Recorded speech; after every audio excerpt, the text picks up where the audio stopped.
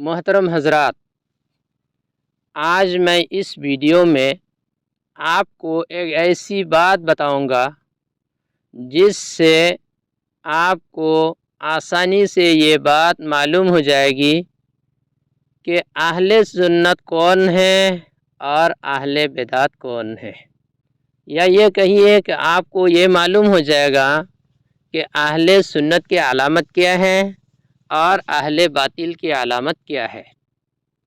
تو آئیے سب سے پہلے ہم یہی معلوم کرتے ہیں کہ اہل سنت کی علامت کیا ہے۔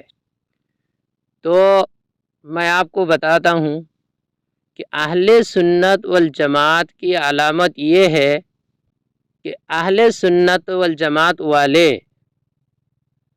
اپنا کوئی نظریہ اور اپنا کوئی بھی عقیدہ اور اپنا کوئی بھی مسلک قائم کرنے سے پہلے ان کا طریقہ کار یہ ہے کہ وہ قرآن و حدیث اور دلائل شریعہ میں غور و فکر کرتے ہیں۔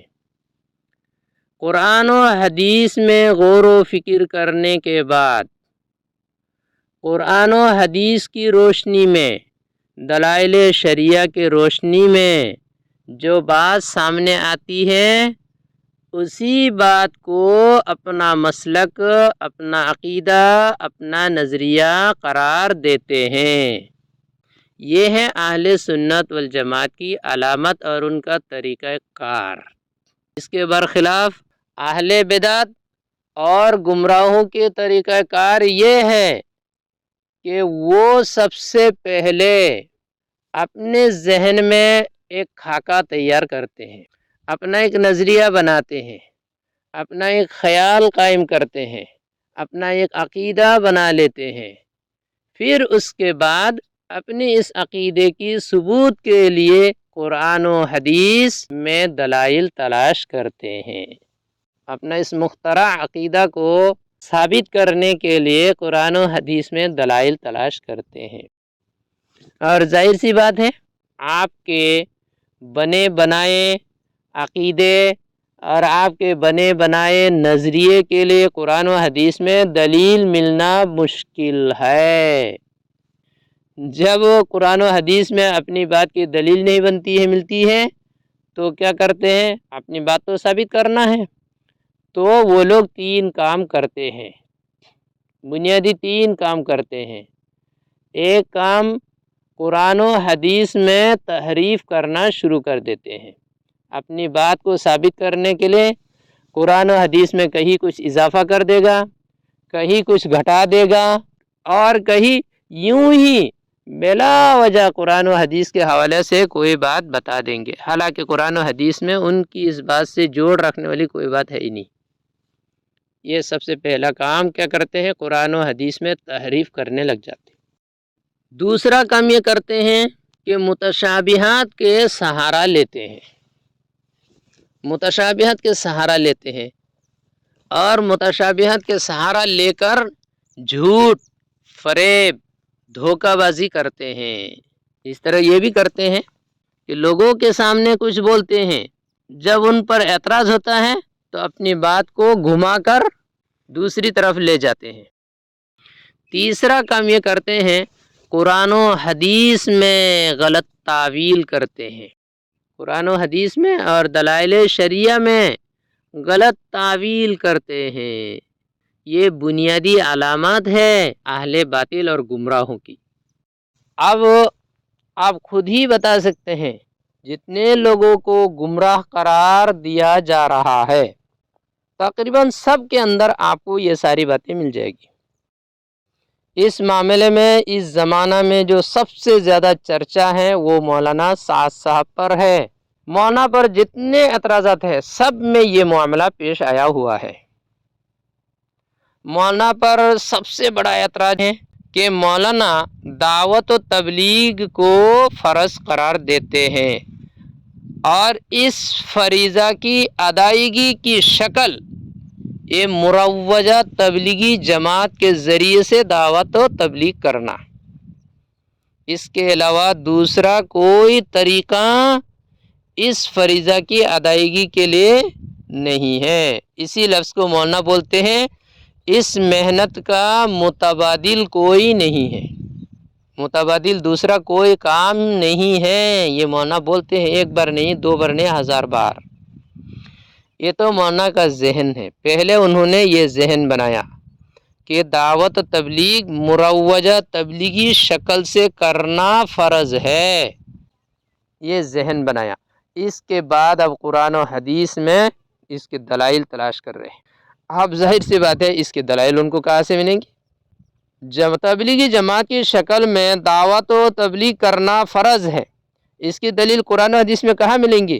ایک دلیل قرآن میں نہیں، ایک دلیل حدیث میں نہیں، کہیں بھی نہیں مل سکتا، کیونکہ یہ شکل تو ابھی 100 سال پہلے کی ہے، قرآن حدیث 1000 سال پہلے کی ہے، تو قرآن و حدیث میں یہ سب باتیں نہیں مل سکتی ہیں۔ اس لیے اب مولانا کو مجبوری پیش آ گئی ہے کہ کیا کرتے ہیں؟ قرآن و حدیث میں نمبر 1 تحریف کرتے ہیں۔ کہیں جہاد والی بات کو اپنے جماعت میں پیش کر دیں گے، کہیں کسی دعوت کی بات آئے گی، کہ دعوت کی بات ہے حدیث میں قرآن میں، تو وہاں وہ کیا کر دیں گے؟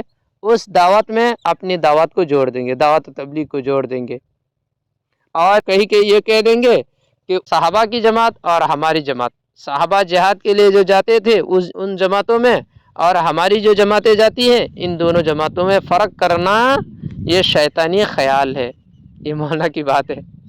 حالانکہ یہ کیوں پیدا ہو رہا؟ پہلے مولانا نے یہ ذہن بنایا کہ ان کی جماعت اور ہماری جماعت برابر ہے، یہ ذہن انہوں نے بنا لیا۔ اب اس کے لیے ان کی جماعت اور ہماری جماعت، ان کی جماعت کے لیے جو دلائل تھی قرآن و حدیث میں، وہ سارے دلائل اپنے اوپر فٹ کرتے جا رہے ہیں اور قرآن میں تحریف کر رہے ہیں، جو انتہائی خطرناک جرم ہے، سنگین جرم ہے، یہ کرتے جا رہے ہیں۔ اس کے علاوہ مولانا کی جتنی قابل اعتراض باتیں ہیں ان تمام باتوں میں مولانا نے یہی کام کیا ہے، پہلے اپنا نظریہ بنایا، اس کے بعد اس نظریہ کو ثابت کرنے کے لیے قرآن و حدیث میں یہ چند کام کیے۔ ایک تو تحریف کرتے ہیں، اور ایک کیا کرتے ہیں؟ متشابہات کے سہارا لے رہے ہیں اور دجل و فریب سے کام لے رہے ہیں۔ اہل باطل کی یہ علامت ہے، اور مولانا صاحب کھلم کھلا یہ کام کر رہے ہیں۔ اس کے بعد بھی ہم ان کو کیسے کہہ سکیں گے کہ وہ صحیح راستے پر ہے، درست راستے پر ہے؟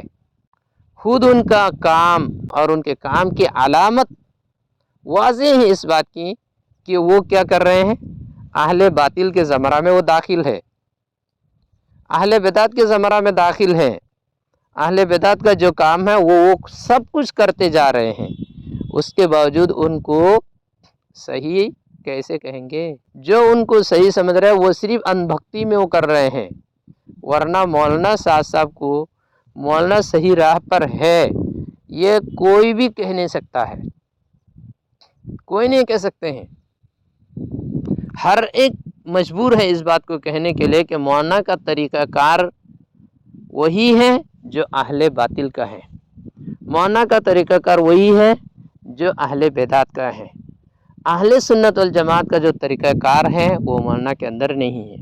یہاں بیچ میں ایک بات اور بتا دیتا ہوں، اہل سنت والجماعت کے یہاں نظریہ قائم کرنے کے لیے اہل علم ہونا ضروری ہے، مجتہد ہونا ضروری ہے، لیکن اہل باطل کے یہاں نظریہ قائم کرنے کے لیے مجتہد ہونا ضروری نہیں ہے، اہل علم ہونا ضروری نہیں ہے۔ دنیا کے سب سے بڑا گندا ذہن والا بھی اپنا نظریہ قائم کر سکتا ہے، کیونکہ اس کو نہ تو قرآن حدیث کی ضرورت ہے نہ کہیں دلائل کی ضرورت ہے، پہلے ان کو اپنا نظریہ بنانا چاہیے۔ کوئی بھی آدمی اپنا ایک نظریہ بنا سکتا ہے۔ اس طرح اہل باطل عالم ہو ظالم ہو کچھ جانے نہ جانے سب اپنا نظریہ قائم کر سکتا ہے، اس کے بعد ان کو ثابت کرنے کے لیے اس میں بھی ان کو کوئی خاص اتنی علم کی ضرورت نہیں ہے۔ ان کو تو کام کیا کرنا ہے؟ اپنی طرف سے کچھ نہ کچھ اضافہ گھٹا کے اپنی بات کو بتا دینا ہے۔ اس لیے مولانا کر پا رہے ہیں یہ کام، ورنہ مولانا قرآن حدیث سے تلاش کر کے وہ اپنا کوئی نظریہ قائم کر سکے اتنا علم ان کے پاس نہیں ہے۔ تو میں سمجھتا ہوں آپ نے بات کو سمجھ لی ہے، مولانا کتنے حق پر ہے اور کتنے غلط پر ہے آپ کی سمجھ میں آ گئی ہوگی۔ اور اگلی بات میں آپ سے اور تمام امت مسلمہ سے یہی کہوں گا کہ اپنے ایمان کی حفاظت کرنے کی کوشش فکر کریں، اپنے ایمان کی حفاظت کریں۔ ایمان بڑی قیمتی چیز ہے، ایسے ایک آدمی کے پیچھے پڑ کے اپنے ایمان کو ضائع کرنے کی کوشش بھی نہ کرے۔ دعوت و تبلیغ کا کام مت کیجیے، یہ نہیں کہہ رہا ہوں، جماعت کا کام کرنا ہے کیجیے، لیکن اہل شورا کے ساتھ مل کر کیجیے، وہاں اتنی خرابی نہیں ہے۔